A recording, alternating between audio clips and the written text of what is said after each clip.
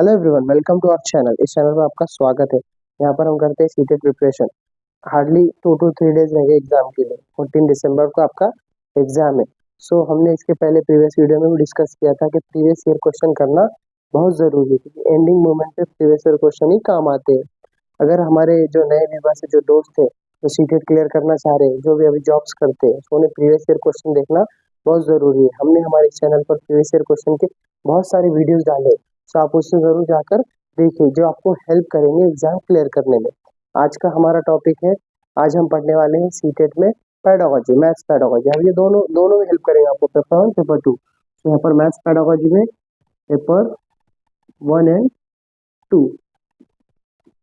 15 marks की pedagogy होती है मैथ्स के अंदर। दोनों में अगर ले ले आप, सॉरी, अगर आप पेपर 2 में ले ले तो 10 मार्क्स की पेडागोजी होती है, 20 मार्क्स का कंटेंट होता है पेपर 2 में। और पेपर 1 में देखिए आप, 15 मार्क्स की पेडागोजी होती है और 15 मार्क्स का कंटेंट होता है। इस तरह उसमें जो 7-8 टॉपिक जो है, curriculum of mathematics, nature of mathematics, जो भी टॉपिक्स है उसमें 7-8 टॉपिक्स में से उसमें से एक टॉपिक है नेचर ऑफ मैथमेटिक्स। मैथमेटिक्स का नेचर क्या है, आप किस तरह बच्चों को पढ़ाएंगे, एजुकेशन देंगे। जो भी हमारे जॉब्स करते होंगे टीचर्स, उनको मैथ्स पढ़ाने में प्रॉब्लम्स आती है, फेस करते, सो उन्हें किस तरह पढ़ाना चाहिए। आप जो भी एजुकेशन दे रहे हैं बच्चों को, आप जो भी लर्निंग करा रहे, जो आप प्रॉब्लम सॉल्विंग मेथड से जो आप बता रहे, तो आपको कितना इम्प्रूव करना चाहिए, किस तरह से आपको टीचिंग करना चाहिए, जिससे आपके जो स्टूडेंट है, बच्चा है, अच्छे से सीख पाए। इसके लिए एक टॉपिक है नेचर ऑफ मैथमेटिक्स। 6-7 टॉपिक से हम पूरे कवर करेंगे 2 दिन में।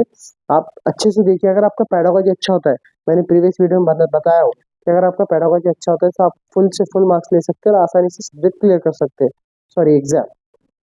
टीचिंग ऑफ मैथमेटिक्स, उसमें सबसे पहला टॉपिक है ड्रिल वर्क। मैथ्स के अंदर ड्रिल वर्क बहुत इंपॉर्टेंट करता है। Drill means what, again and again करना। कोई प्रॉब्लम आ गया, अगर किसी को मल्टीप्लिकेशन में प्रॉब्लम है, 2 3 into 3 2, सपोज इसका मल्टीप्लाई करना है, 3 3 9, 3 2 6, ये प्लस 2 3 6 और 2 2 4, यहाँ पर 9, यहाँ पर 12, यहाँ 1, यहाँ 5। इस तरह समझो मल्टीप्लिकेशन कर रहे हैं। अगर स्टूडेंट को प्रॉब्लम आ रहा है, बच्चे क्या करते हैं, कभी कभी यहाँ पर प्लस नहीं लिखते, यहाँ पर 6 और यहाँ पर ही समझो ये 4 लिख लेते, तो बच्चा कहाँ लैग कर रहा है। आपको उसको बताना है कि सबसे पहले अगर आप 8 दूसरा डिजिट सॉल्व कर रहे हैं तो यहाँ पर प्लस आएगा, यहाँ 6 आएगा, यहाँ पर 4, जो भी है समथिंग नंबर। इस तरह आपको उसको बताना है। आप उस ड्रिल एंड प्रैक्टिस बहुत इंपॉर्टेंट करता है मैथमेटिक्स में, क्योंकि बच्चा जितना बार बार करेगा, जितना उसको अंडरस्टैंड होगा आपके हेल्प से, आपके गाइड से, अगर टीचर्स को मेन सपोर्ट करे स्कूल के अंदर, बच्चा बहुत अच्छे से सीखता है। Drill work is must, drill work बहुत जरूरी है। सेकेंड है होमवर्क असाइनमेंट। होमवर्क देना भी बहुत जरूरी है। Homework is a part of learning. आपको पता होगा आज के टाइम पे करिकुलम इतना वास्ट हो गया है, बहुत बड़ा सिलेबस हो गया है। Homework is a part of subject बोलो या टीचर का पार्ट बोलो, आपको उसको बच्चे को होमवर्क देना ही है। कि जिससे बच्चा, आप जो पढ़ा रहे हैं स्कूल में, उसकी लर्निंग अच्छे से हो। सपोज मैं अगर किसी को स्कूल में दे रहा हूँ prime number and composite number, अगर बच्चों को मैंने अच्छे से पढ़ा दिया हो, prime number, what is prime number, 2 है, 3 है, 5 है, ठीक है, जो सिर्फ अपने ही टेबल में आते हैं, that is called a prime number. और जो 1 तो चलो कॉमन है, दोनों के अंदर 1 कॉमन है, ठीक है।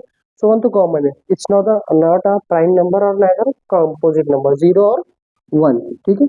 बट प्राइम नंबर 2 3 5 7, ओके, 11 13, ये जो प्राइम नंबर है ये सिर्फ अपने ही टेबल में आते हैं। और composite number more than other table, एक से ज्यादा टेबल में आते हैं, that is called a composite number. इस तरह अगर आप बच्चे को बता रहे हैं, अगर आप उनको प्रॉब्लम सॉल्विंग दे रहे हैं कि ये नंबर कौन सा है, ये नंबर कौन सा है, और ये कौन सा है, कौन सा वाला इसमें से प्राइम है, कौन सा कंपोजिट है, तो बच्चे बताएंगे it's a prime number, it's a prime number, it's a composite number. क्योंकि कंपोजिट नंबर 15 1 15, 3 5 15, 5 3 15, तो बच्चे इस तरह डिफरेंस बता सकेंगे। इसलिए उन्हें होमवर्क देना जरूरी है। वो आपको ड्यूरिंग एग्जाम लेक्चर भी दे सकते हैं, आप आफ्टर ड्यूरिंग लेक्चर भी आप उन्हें सॉल्व करने के लिए कह सकते हैं।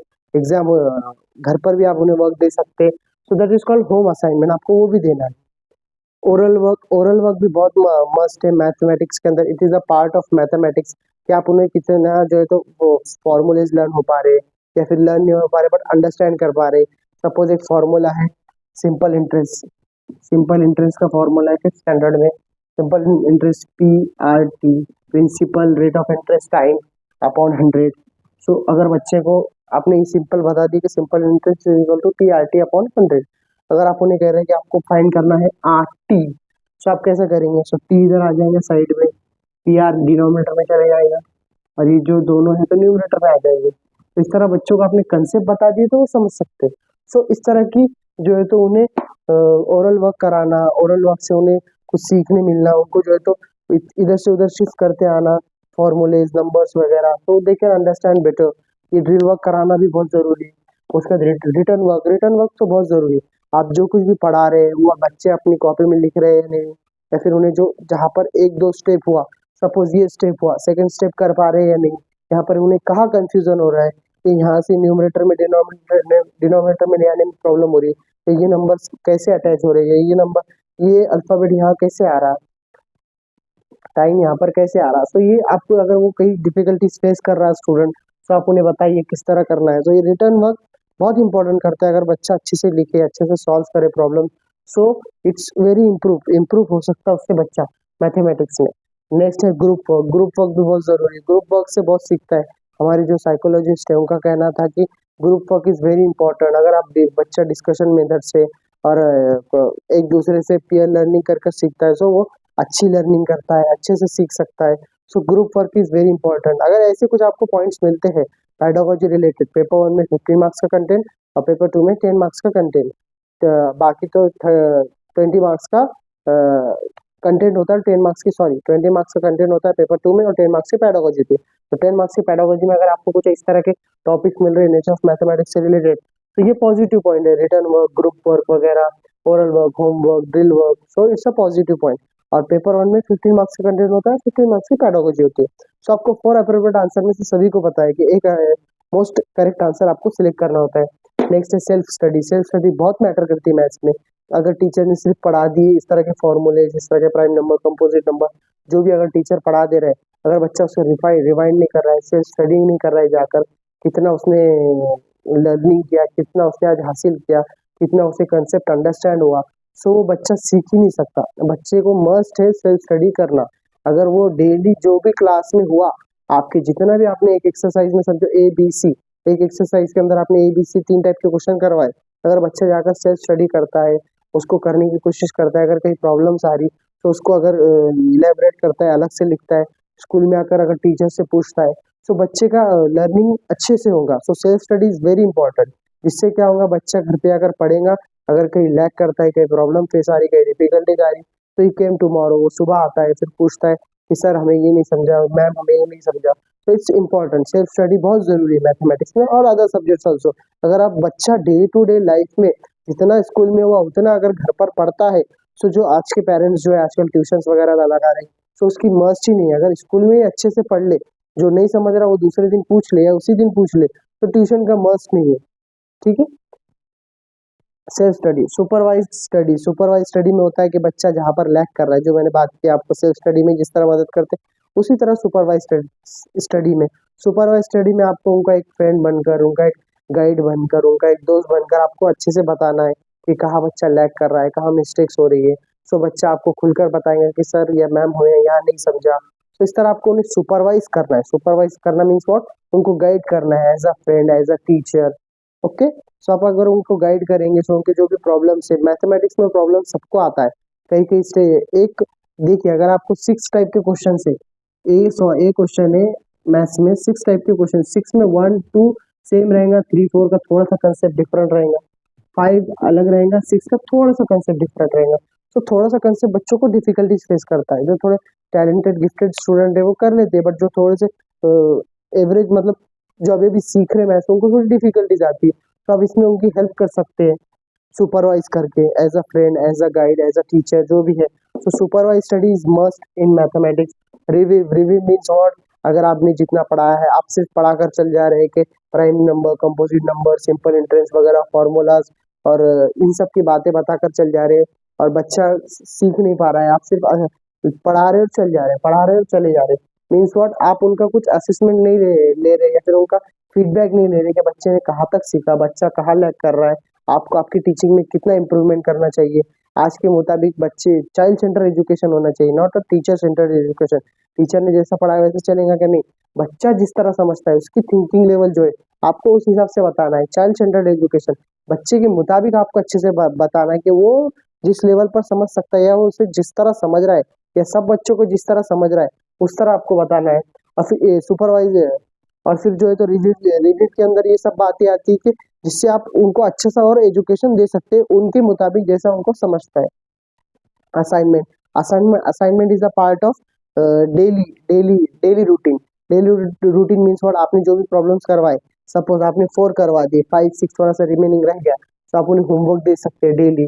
सो वो डेली अगर होमवर्क देते, असाइनमेंट देते, आप एक तो उनको क्लास वर्क में करने के लिए कह सकते हैं दैट द टाइम स्कूल में, या फिर आप उनको घर पर वर्क दे सकते हैं। सो दोनों असाइनमेंट में कहलाते हैं, जिससे बच्चे का जो है तो इम्प्रूवमेंट हो सके, उसे खुद से करने की इंडिपेंडेंटली आदत हो सके, डिपेंडेंट ना रहे कि सपोज सर ने या मैम ने 2 3 क्वेश्चन भी करवा दी, 2 3 वो खुद से कर सके। सब वो करने लग जाए तो उससे आदत हो जाती है कि सब टीचर या मैम बताएंगी तो ही मैं करूंगा। बहुत से स्टूडेंट, मेरे क्लास में भी ऐसा होता है कि मैंने 2 या 3 प्रॉब्लम भी अगर बता दिया स्टूडेंट को, तो बच्चे रिमेनिंग 2 3 आगे के खुद से सॉल्व करना स्टार्ट कर देते हैं। Then he came and she came telling me कि सर ये हमने किए करेक्ट है या रॉन्ग है।